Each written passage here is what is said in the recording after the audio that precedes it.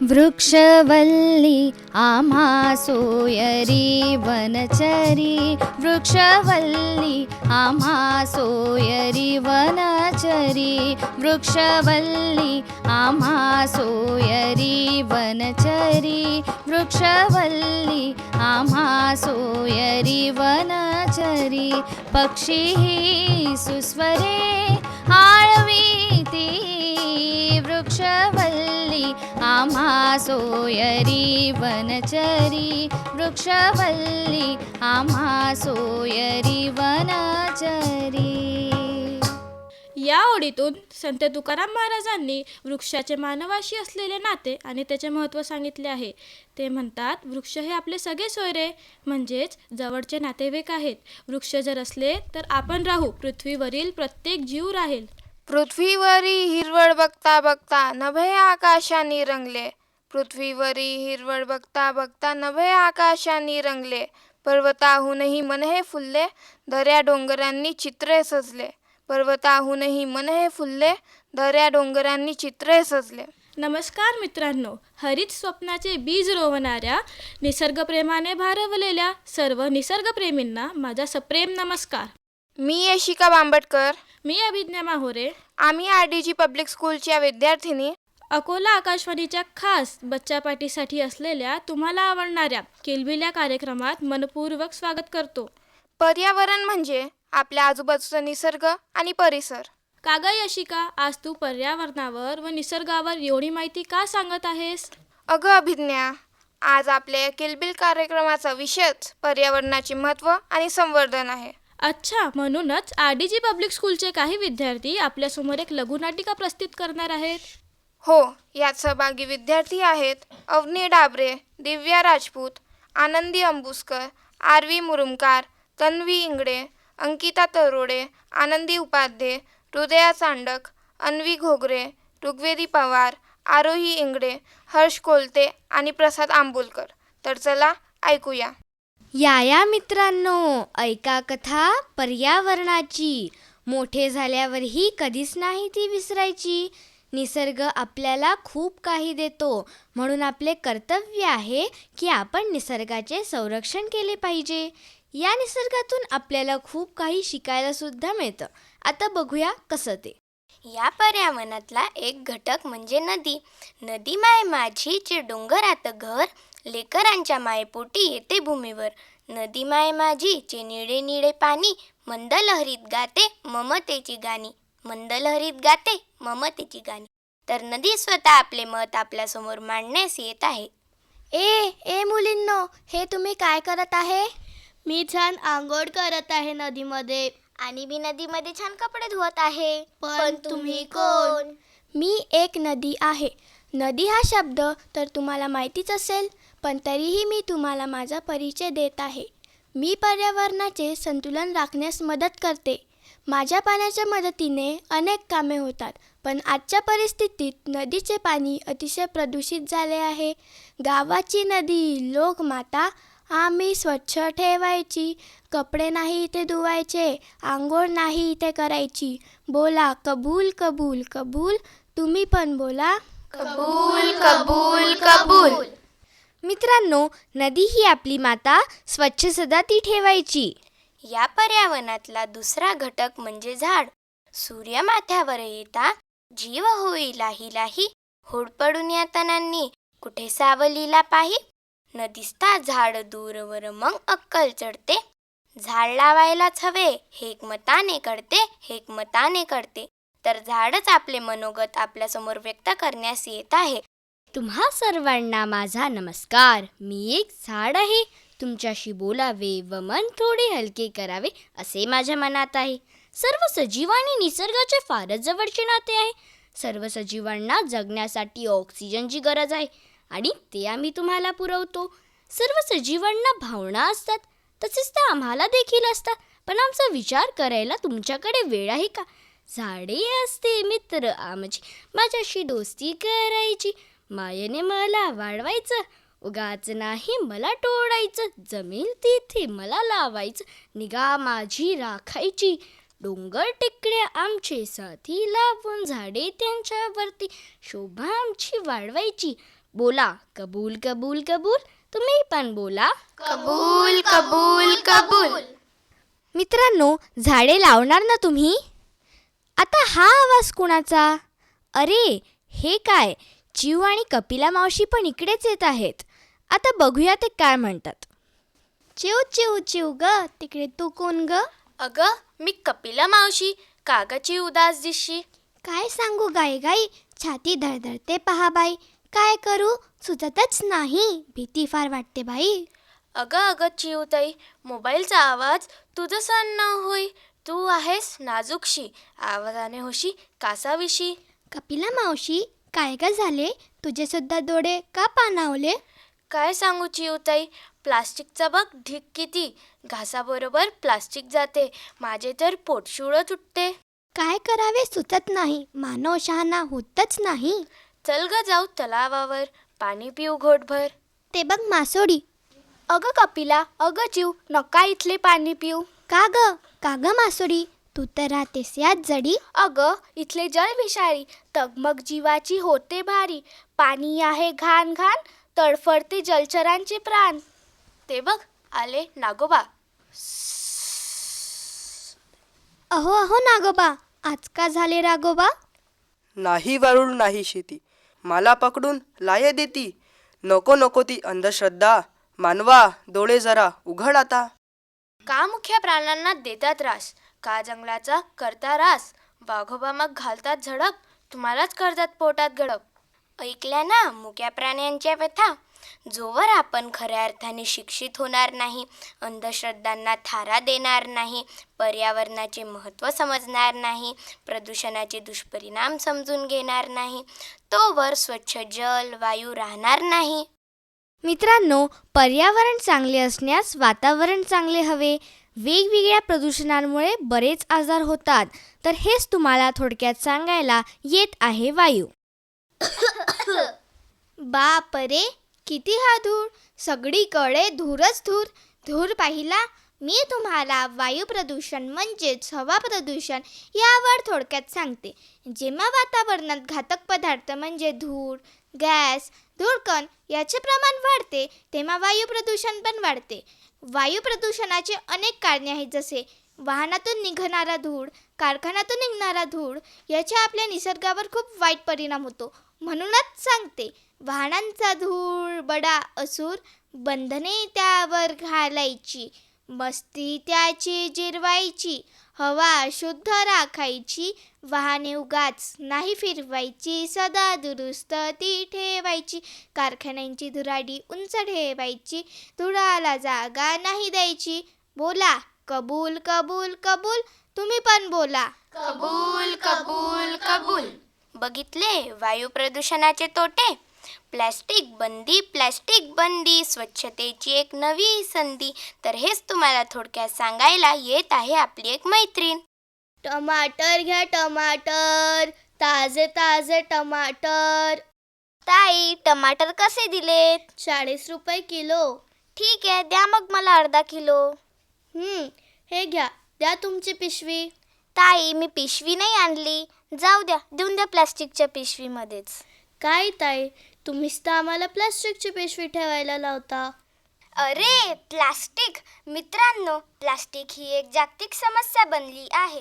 Plastic प्रदूषण पर्यावरणाला मोठ्या प्रमाणात हानी पोहोचवते. हे प्लास्टिक मनुष्य, प्राणी, पक्षी यांच्यासाठी घातक ठरते. म्हणूनच सांगते, प्लास्टिकने घातलाय जगास विळखा. धोका त्याचा सर्वांनी ओळखा. त्याचा वापर टाळायचा, विनाश त्याचा करायचा. प्लास्टिक पिशवी नाही वापरायची, निर्धार हा करायचा. कापडी आणि ज्यूटची पिशवी वापरूया, प्लास्टिक पिशवी दूर करूया. बोला कबूल कबूल कबूल. तुम्ही पण बोला. कबूल कबूल कबूल. अरे, तुम्ही सगळे एकत्र? वाह, क्या बात है. काही बोलायचं आहे वाटते. हो. हां, बोला. मानवा मानवा एकतर खरे, वंचरे आता नच तुझे सोयरे. करत राहशील जर प्रदूषित सारे, धरती माता देईल दूषणे. तडफडशील मग दुधाविना, तडफडशील मग अन्नाविना. तेव्हाच होईल आमचे स्मरण, जागृत होऊन राखशील पर्यावरण पर्यावरण पर्यावरण. नका नका हो असे बोलू. आम्ही आमचे वर्तन बदलू. पर्वत जल वातावरण नाही करणार प्रदूषण. सदा करीन वृक्षरोपण, हिरवेगार वनीकरण. कीटक पक्षी अन जलचर, सगळे सोयरे तुम्ही वंचर, सगळे सोयरे तुम्ही वंचर. हे सर्व तुम्हाला कबूल. हो, कबूल कबूल कबूल. मित्रांनो, आपण आपल्या निष्काळजीपणामुळे आणि हव्यासामुळे आज आपले जीवन धोक्यात घालत आहोत. त्यासाठी आपल्या सर्वांना प्रदूषणाचे धोके लक्षात घेऊन पृथ्वीला प्रदूषणाच्या विळखेतून वाचवायचे आहे. त्यासाठी आपल्याला जास्तीत जास्त झाडे लावायची आहेत आणि आपले तसेच सर्वांचे जीवन आनंदमय करायचे आहे. मित्रांनो, आशा करते तुम्हाला आमची छोटीशी नाटिका आवडली असेल. नुसतंच नाही म्हणायचं कबूल कबूल कबूल, तर दाखवायचं करून करून करून. धन्यवाद. यशिका, हे नाटिका ऐकून आपल्या सर्वांना खरंच माहीत पडते की आपल्यामुळे म्हणजे मानवामुळे जीवसृष्टीला किती हानी पोहोचत आहे हे समजले. म्हणूनच आपण प्रदूषण कमी करून वृक्षवल्लीला समृद्ध करूया आणि सृष्टीला वाचवूया. पर्यावरण रक्षणाची धराकास, तरच होईल मानवाचा विकास. आता पर्यावरणातील बदलाचे परिणाम आणि उपाय भाषणातून आपल्याला सांगणार आहे वर्ग 8वीचा विद्यार्थी पाठ चंदन खेडे. नमस्कार बालमित्रांनो. आज मी तुमच्यासमोर अत्यंत गंभीर आणि भविष्याची चिंता करायला लावणारा विषय मांडणार आहे.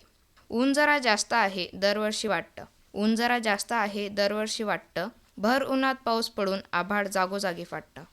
उन्हात होते वादळ, पावसाळ्यात पडतो दुष्काळ, उन्हात होते वादळ, पावसाळ्यात पडतो दुष्काळ. हिवाळ्यात तापमान वाढता वाढता वितळू लागतात बर्फाळ, हिवाळ्यात तापमान वाढता वाढता वितळू लागतात बर्फाळ. या ओळीत आजच्या पर्यावरणीय स्थितीवर किती सुंदर भाष्य केले आहे. कधी उत्तराखंडमध्ये झालेल्या पुराने, कधी चक्रीवादळाने, तर कधी दिल्लीमध्ये प्रदूषित धुक्याने. प्रदूषण वाढून जाते आणि पर्यावरण ढासळत जाते. आणि म्हणूनच मलाही तुमच्यासमोर या वातावरणाच्या बदलांवर चिंतन करणे महत्त्वाचे वाटू लागले आणि म्हणूनच मी तुमच्यासमोर हा विषय मांडत आहे. मित्रांनो, निसर्गाचा पर्यावरणाशी, पर्यावरणाचा जीवसृष्टीशी आणि त्या दोघांचा मानवी जीवनाशी अटूट नाता आहे. पण आपण विकासाच्या नावाखाली नैसर्गिक साधनांना अक्षरशः स्वतःच्या पायाखाली तोडत आहोत. आज वाढत्या शहरीकरणामुळे, औद्योगिकरणामुळे जल, वायू, भूमी, ध्वनी या सर्व प्रकारांच्या प्रदूषणांमध्ये वाढ झाली. एकीकडे वातावरणात कार्बन डायऑक्साईडचे प्रमाण वाढत आहेत, तर दुसरीकडे औद्योगिक सांडपाण्यामुळे नदी गटारगंगा बनत आहेत आणि त्यातूनच वातावरणातील बदलांच्या समस्या उभ्या राहिल्या आहे. मी वाचलं आहे की अल निनो या हवामान बदलामुळे पॅसिफिक महासागराचे तापमान वाढत आहेत. ग्लोबल वॉर्मिंगच्या समस्यामुळे वादळी पाऊस, महापूर व विश्ववृत्तीय प्रदेशात कमी दाबाचा पट्टा निर्माण होणे हे स्पष्ट दिसत आहे. जेव्हा पाऊस अनियमित पडतो तेव्हा शेती उद्ध्वस्त होते. आज जर प्रदूषणामुळे पृथ्वीची कवचकुंडली असलेल्या ओझोनचा थर कमी होऊन पृथ्वीवर हाहाकार माजेल, वनस्पती व सर्व सजीव सृष्टी उद्ध्वस्त होतील. हे टाळायचे असेल तर पर्यावरणाचे संरक्षण करणे हे आपले परमकर्तव्य मानले जाणे गरजेचे आहे. मित्रांनो, महात्मा गांधींनी म्हटले होते की हा निसर्ग आपली प्रत्येक गरज पूर्ण करेल, पण हव्यास नको. मित्रांनो, प्रदूषण ही एक जागतिक समस्या आहे. निसर्गाचा धोक्याचा लाल दिवा तर कधीच लुकलुकायला लागलाय. म्हणून गरज आहे वेळेत सावध होण्याची. हेच पाहणं, कोरोनामुळे लॉकडाऊन होताच दिल्लीसारख्या शहराचे प्रदूषण 0% आले. सरकारने गंगा व गोदा प्रदूषणमुक्त करण्यासाठी अरबोखरबोचे स्वच्छता अभियान राबविले, तरीसुद्धा त्यांना स्वच्छ करता येत नव्हते. पण 2 वर्षाच्या लॉकडाऊन काळात माणसाची कोणतीही कृती नदीवर नसल्याने गोदा व गंगा पूर्वीसारखी स्वच्छ व नितळ वाहत होती. याचा अर्थ असा की मानवी कृतीमुळे आपले पर्यावरण, निसर्गातील घटक यांना बाधा पोहोचत आहे आणि म्हणूनच मानवाची पर्यावरणविषयी जागृती अत्यंत आवश्यक आहे. जसे की करोना काळ म्हणजे आपल्या मनुष्य जातीसाठी अविस्मरणीय काळच म्हणावा लागेल.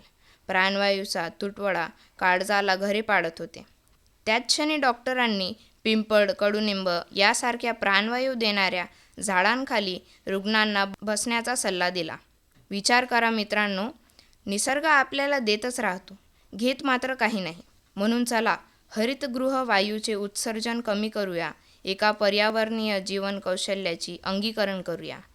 मी शेवटी इतकंच म्हणेल, ध्येय असेल मनी लाभुनी प्राणपणी, ध्येय असेल मनी लाभुनी प्राणपणी, हा वसा घेऊनी हाती करूया पर्यावरणपूरक कृती, हा वसा घेऊनी हाती करूया पर्यावरणपूरक कृती. धन्यवाद. खरंच प्रदूषणाने जगाला विळखा घातलेला आहे आणि त्याचे कारण म्हणजे मानवी हव्यास आणि उपाय म्हणजे मानवाची निसर्ग किंवा पर्यावरणबाबतची जागृती व कार्य. पर्यावरणाबद्दलची जनजागृती आता गाण्याच्या माध्यमातून प्रस्तुत करणार आहे. यामध्ये सहभागी विद्यार्थी आहेत ऋतुजा बावणे, सिद्धी सदाबिजे, विधी मांगटे, नंदिनी लांडे, सोहम कापसे, नयन भट्टड, क्षितिज दोईफोडे, कार्तिकी पिंपळे, ऑक्टोपॅडवर विरम संकलेचा आणि ढोलकवर लक्ष चंदन. तर चला ऐकूया.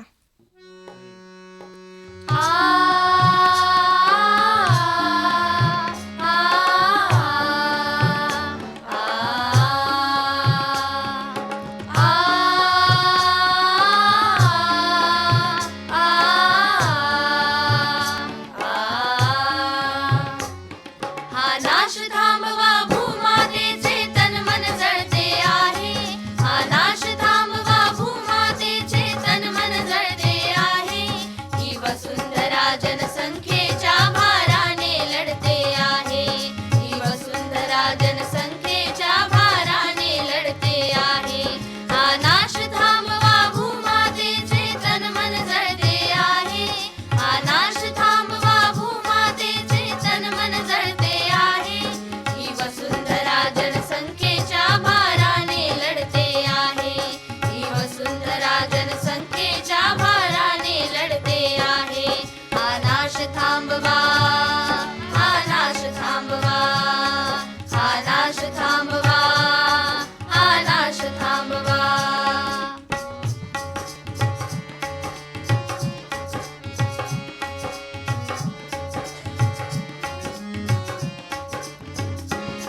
पृथ्वीच्या पाठीवरती ही अफाट झाली गर्दी, गर्दीतच जन गुदमरती, दुःखात किती तळमळती. पृथ्वीच्या पाठीवरती ही अफाट झाली गर्दी, गर्दीतच जन गुदमरती, दुःखात किती तळमळती. हे संततीचे अज्ञान जगाला भेसूर छळते आहे, हे संततीचे अज्ञान जगाला भेसूर छळते आहे. ही वसुंधरा जनसंख्येच्या भाराने लढते आहे, ही वसुंधरा जनसंख्येच्या भाराने लढते आहे.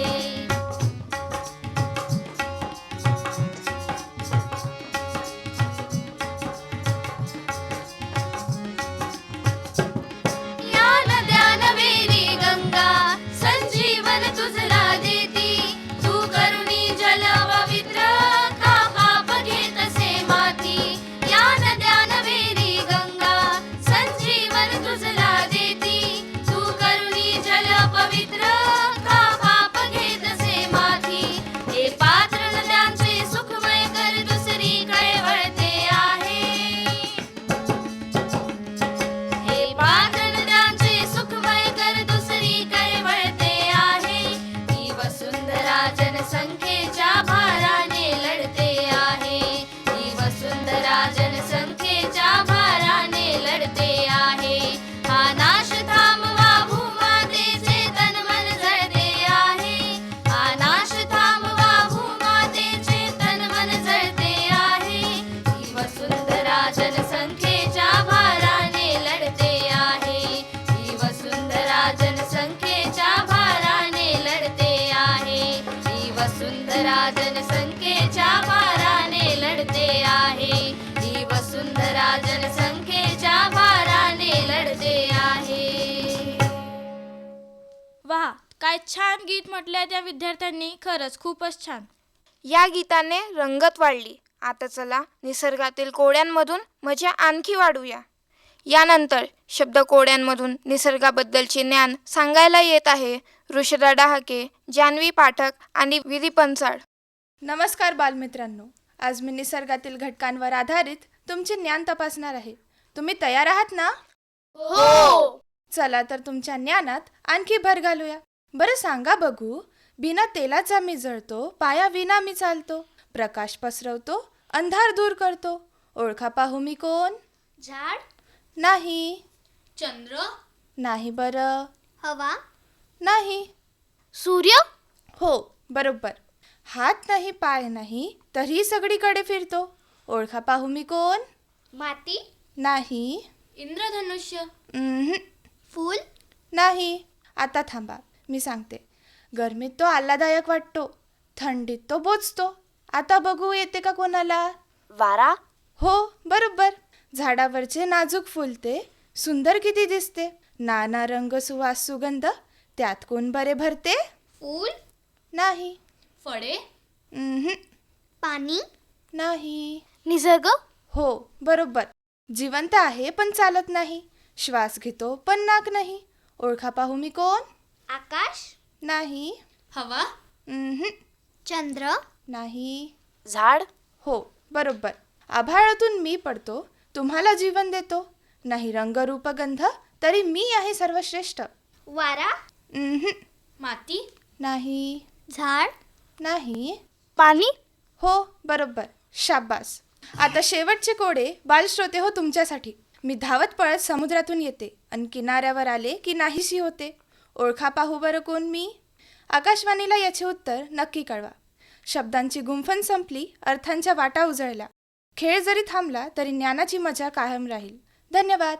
श्रोते हो, आत्ताच आपण आमच्या RDG पब्लिक स्कूलच्या विद्यार्थ्यांनी सादर केलेला किलबिल हा कार्यक्रम ऐकला.